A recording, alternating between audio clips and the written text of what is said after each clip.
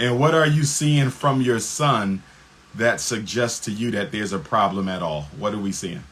What is he saying? What is he doing? Why do you think there's a problem? He does not seem to want to be around young boys his age. He wants to see them, he wants to be around like third graders. And like he wants to hang out with them, or like if it is his age, he wants it to be a girl. I feel like he should be around little boys that experience the same thing as him, being a black man, you know. Okay, I follow you, but let me say this. If he is a very gentle child, okay, he will shy away from aggressive children. And that in and of itself is not a bad thing, not in and of itself. Also, if for whatever he's been through in life, if he didn't get something at an earlier stage of psychological development, he could be trapped there. So if your son is 10 and he likes to play with children who are 6, I'm wondering what happened in life when he was 6 or 7 that has him trapped at that developmental stage where he still wants to socialize with 6 and 7-year-olds. In other words, that could have absolutely nothing to do with the classroom he's in. That could have everything to do with certain experiences he had when he was the age of the children he prefers to have as playmates. Do you follow what I'm saying? Yes. So we got to look at that both ways. It could be a classroom thing, but that sounds more like psychological development that is beyond the classroom. Here's what you need to do, though. 6 years old, that's when he and his father got divorced. You and his father got divorced when he was 6. Exactly. Yes. And so for him, that was traumatic. And then I'm also wondering if that was really the last time he really spent quality time with his biological father. Because if it was, that could also help explain this. Let's take Michael Jackson, right? Whose birthday we will celebrate on August the 29th, the greatest who ever did it. Michael Jackson was abused as a child. It didn't matter how old Michael Jackson got. He still functioned like a 7 and 8-year-old. You know why? That was the last time he can remember being allowed to be a child. It was the last time where he probably felt some sort of genuine happiness. It was the last time he would live his life without people trying to take advantage of him, exploit him, and force him to grow up before his time. Your son may be experiencing something like that as well. I recommend that you get him a couple sessions of therapy. If you text me tomorrow, I should be able to dig up a therapist for you in the Atlanta area. I think your son needs to talk with somebody. That's number one. Number two, I think that you need to enroll him in some sort of structured extracurricular activity outside of that school, where you know that he's going to be around heterosexual boys and heterosexual men. I don't care if it's chess. I don't care if it's robotics. I don't care if it's just a mentorship program at the local church. It doesn't have to be athletics. If your son isn't into athletics, he don't have to be into athletics. But I want you to get him into something where he's around men and boys. Something that is not stereotypically masculine like football and basketball, because I don't think your son is ready for that.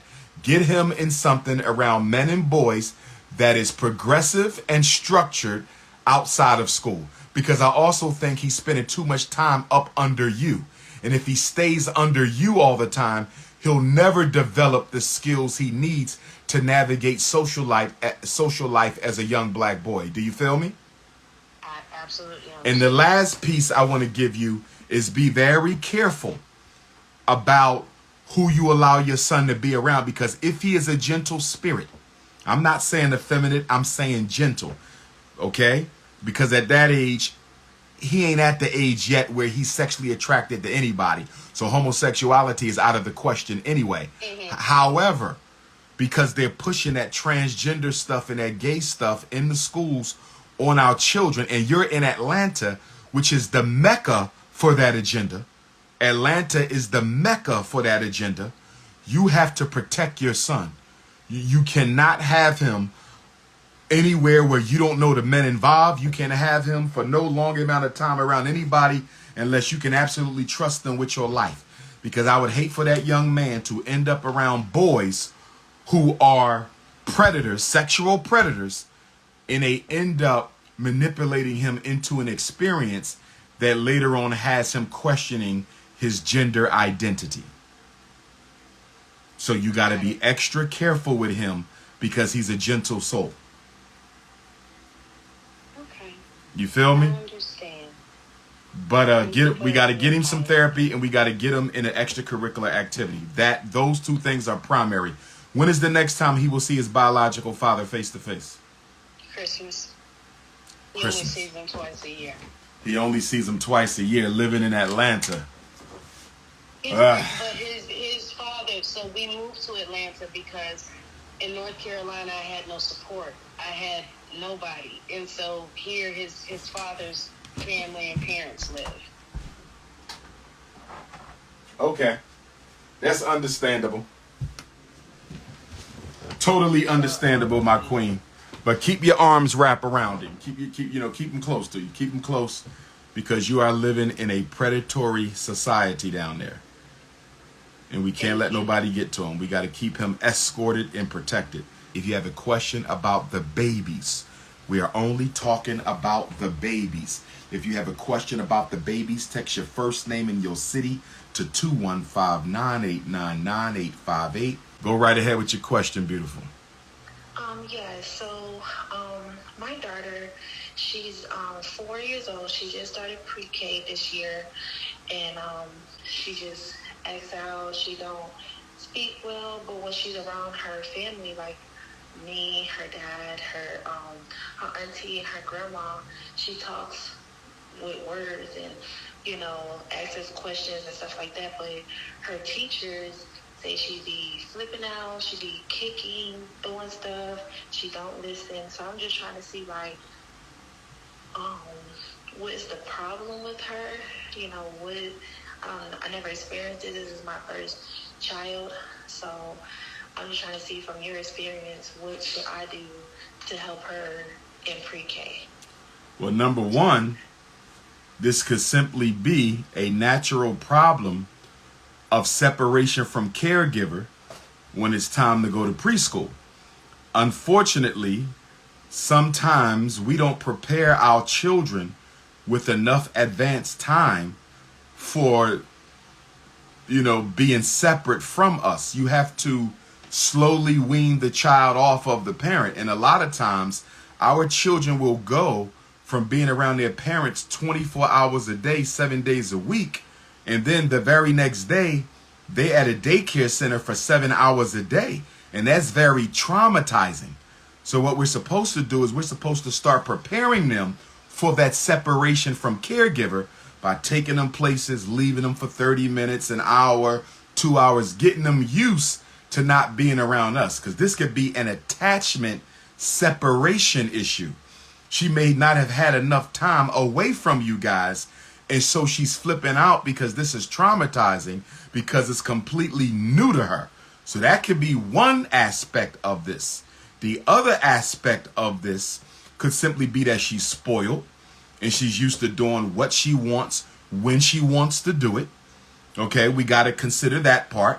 And then the third piece, which is when you're looking at a dysfunctional attachment relationship, and that's when the child is afraid to leave the parent when they get dropped off at preschool because they don't spend a lot of time with that parent. So for example, imagine a kid who gets dropped off, and instead of the mother coming to pick them up, it might be the aunt, it might be the cousin, it might be the next door neighbor. They may not see mom for a day or two. I'm sure that's not the situation with you, but a lot of times when children know, when mommy drops me off, I might not see mommy the rest of the week. I might not see mommy the rest of the day. I might not see mommy for the next 2 days. So if it is a dysfunctional attachment relationship where the child isn't sure they're going to see their parent for a long time after getting dropped off, that could also explain that. But I think The first scenario is probably the most likely because it's the most common, and that is a child who has not been prepared to be separate from the caregiver. I think y'all need to put her on a behavior plan at home where if she's able to control herself when she gets to preschool, and if she performs well at preschool, when she comes home, the preschool teacher communicates that to you. You review the day with her. You get a calendar, hang it up on her door, hang it up on the wall in her bedroom, somewhere where y'all can see it, living room. And if she had a good day at the daycare, you know, she'll get a smiley face. And if she gets a smiley face, then there'll be some kind of reward in it for her, you know, that day. Because she's so young, you can't really expect her to go a week without a reward because she's only 4. So if she had a good day at school, then maybe she'll get to choose dessert for dinner, or maybe she'll get to choose dinner, or maybe you and her will watch, you know, a favorite cartoon together. Remember, with children your daughter's age, they don't need money and they don't need objects. They need time. Attention is the most important thing you can give a child under the age of 10. Unfortunately, we're so materialistic as black people that the first thing we think of when it comes to rewarding kids, even young children, is expensive toys, Air Jordans, clothes. They don't want that stuff. Children want attention, and we should not introduce money and materialism into children's lives that young when all they need is attention. But I think y'all got to work on, you know, working on getting her to be not so spoiled.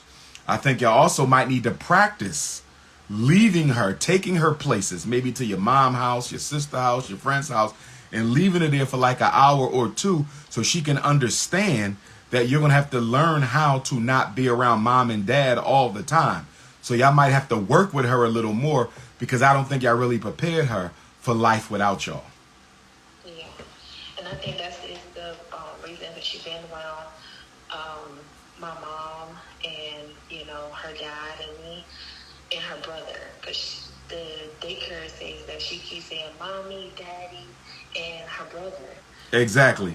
She's missing y'all because she's not used to being away from y'all, and she really wasn't prepared. You know, if she would have been prepared, you know, as I said, being taken different places and left there for a little bit amount of time, you know, per day, she could have built up that discipline to be separate from you, you see. But y'all didn't really prepare her, so she's kind of traumatized by it all.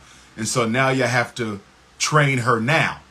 And I think y'all going to have to do that, not just by taking her to school, but also taking her other places as well. But I also think the reward system will go a long way to smoothing this out, because she knows if she's able to perform well when you guys leave her at school, then there'll be a reward for her later. I think that'll motivate her to do a little bit better.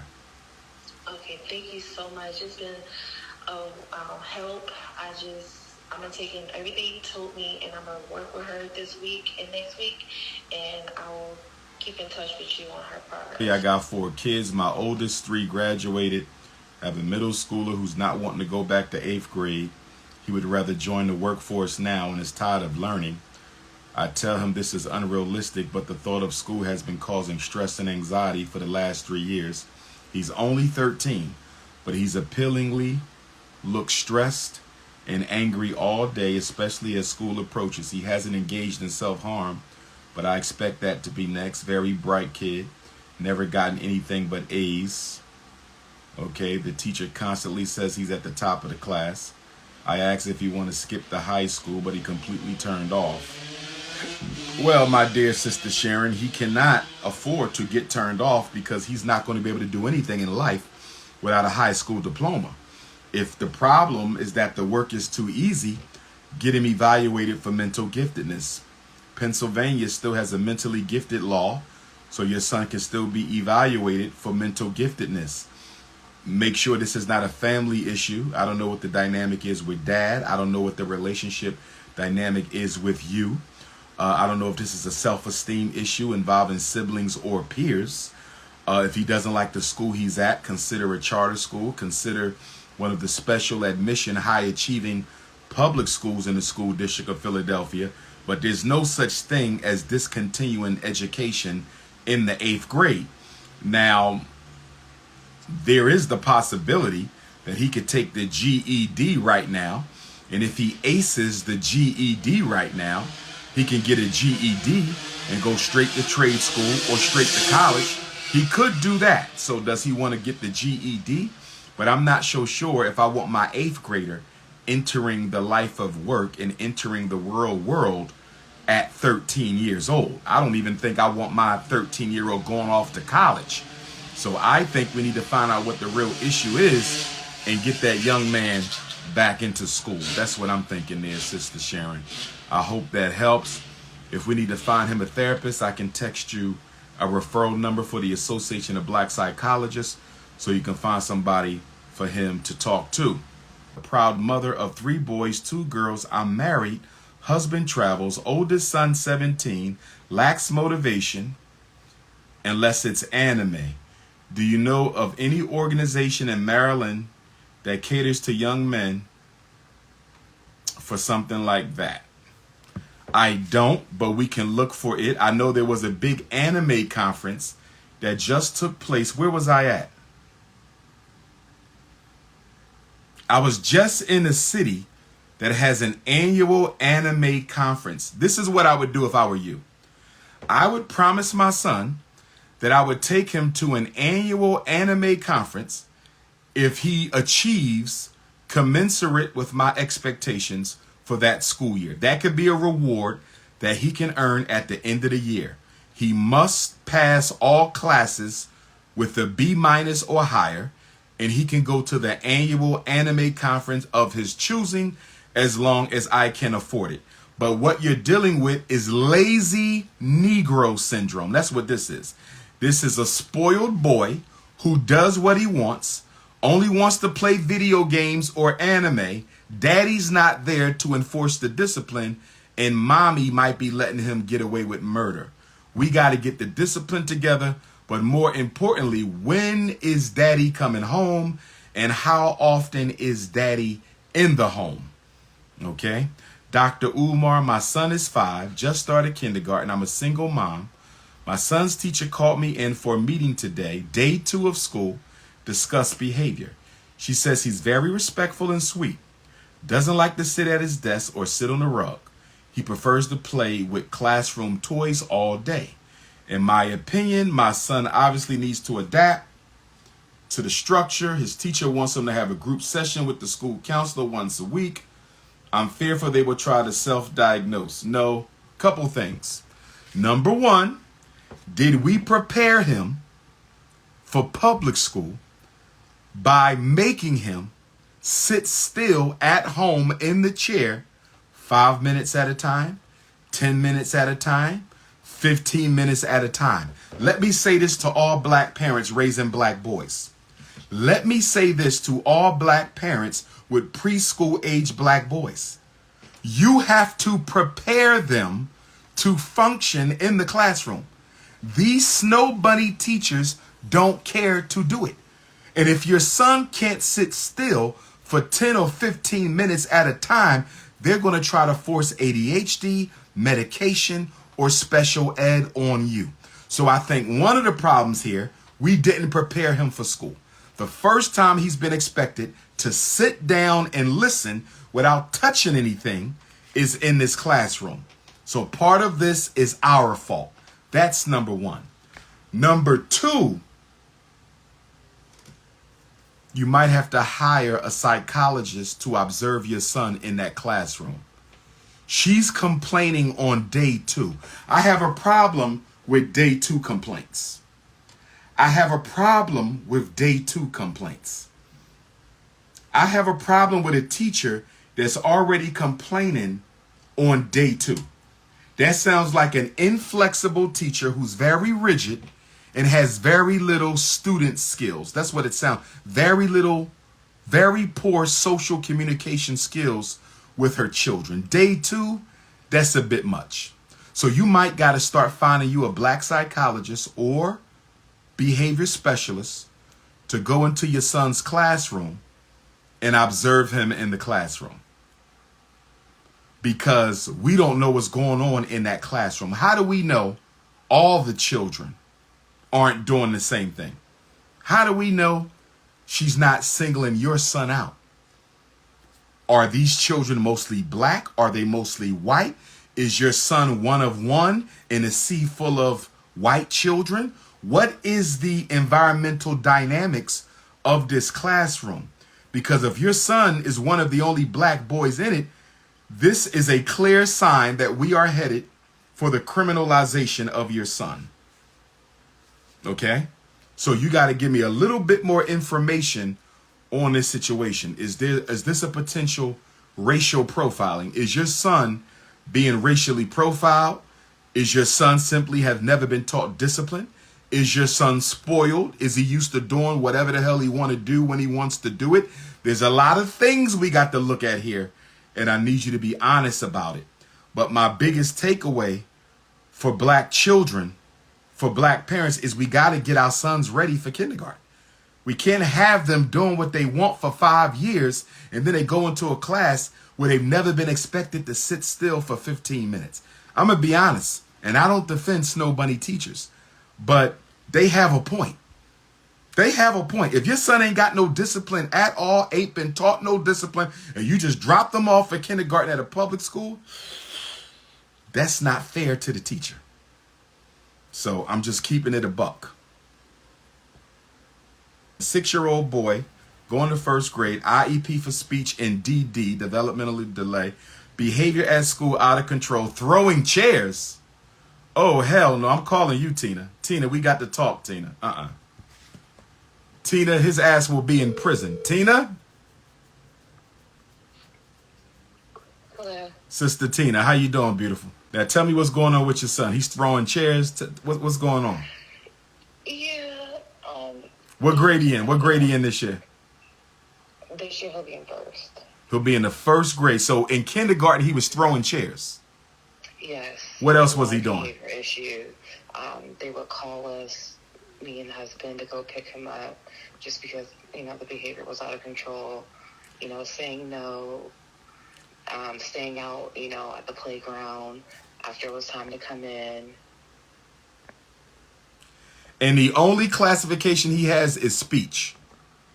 No, speech and developmental delay. Well, developmental delay is generic. Developmental delay for what do they think he might have? Where is he developmentally delayed? In what area?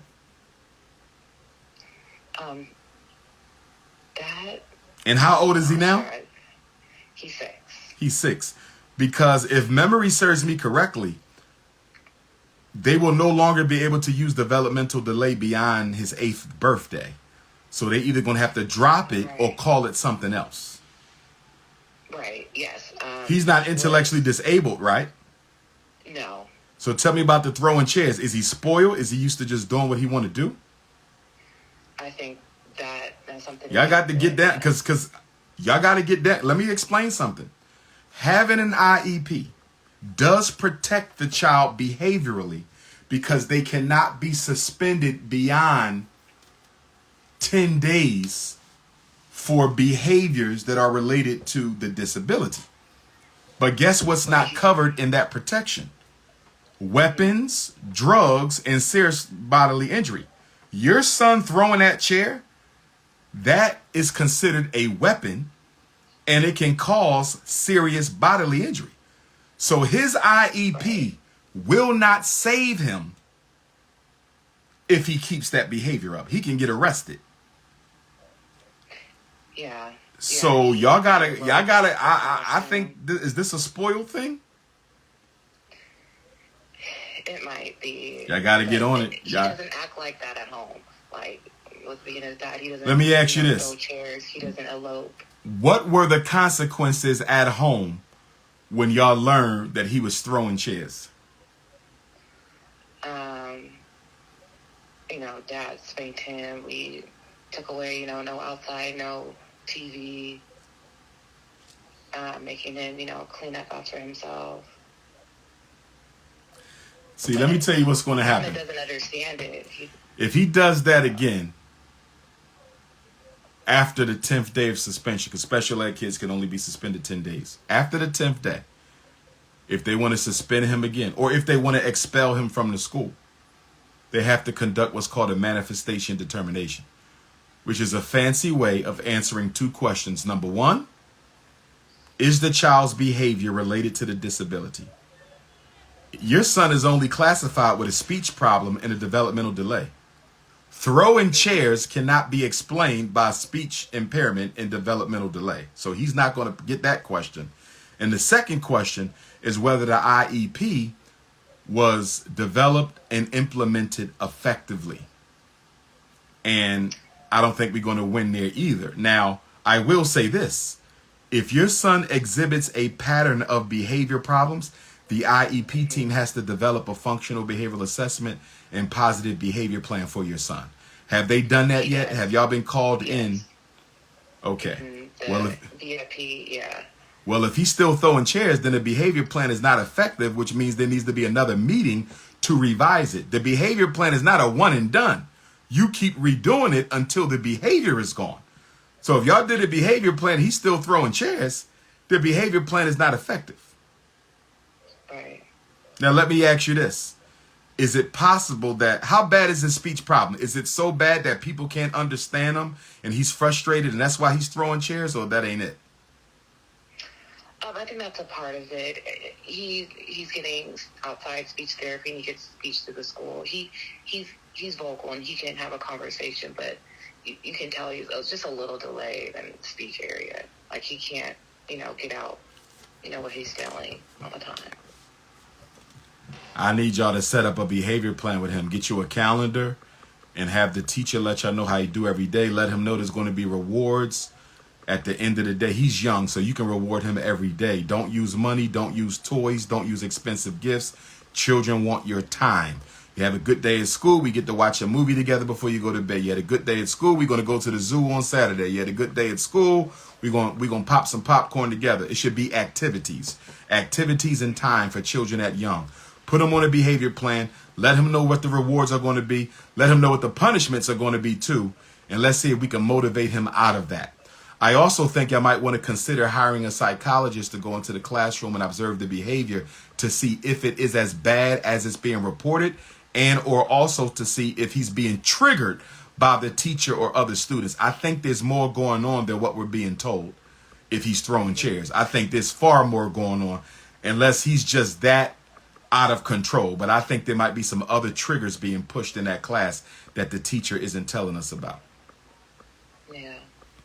You might got to hire somebody to go in there and take a look. Because until you have another set of eyes in that class, you will never know what's really happening. That's why I always tell parents, before you start doing too much, hire a psychologist or behavior specialist to go into that classroom.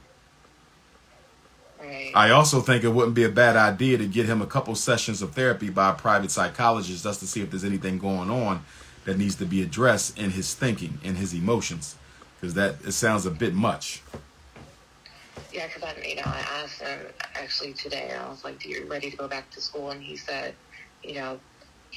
And I asked him why, and he said, "Because the work is hard." The work is hard. He's going to kindergarten? No, first grade, right? First grade. Is the work hard? He can read. He knows math. Or is he spoiled? This could just be a spoiled problem. He just want to do what the hell he want to do when he want to do it. And if that's what it is, I got to break him out of that. Yeah, I think that's what's going on. Yeah, I got to break him out of that. Because if he keeps that up, they're going to try to force you to have him reevaluated for emotional disturbance. And you don't want your son classified with an emotional disturbance. But that's what's going to happen if this doesn't stop. But hold their feet to the fire. I would tell them we got to sit down and come up with another behavior plan. Guess what else your son can get? He can get a 1-to-1 aid. He has an IEP. Y'all might need to bring up a 1-to-1 aid. They're not going to want to do it. But guess what? They don't have a choice. If he needs a 1-to-1 aid to stay focused in the classroom, they got to pay for it. That is the law. Yeah. He had I guess it was just like a teacher aide in the room. Okay, but I ain't talking about the teacher's aide. I'm talking about a 1-to-1 aide that goes where he goes. He won't get it all day, but during the times that he's most likely to go off task, he should probably have that 1-to-1 aide until y'all get his behavior under control. Mm-hmm. I would call an IEP meeting and demand the one-on-one aid. That's what I would. He's entitled to it. Yeah. Question: did your son ever witness any trauma in the house, any domestic violence or anything? No. And he's never been emotionally or physically traumatized? No. Okay. To me, it sounds like he's spoiled. That would be the simplest explanation.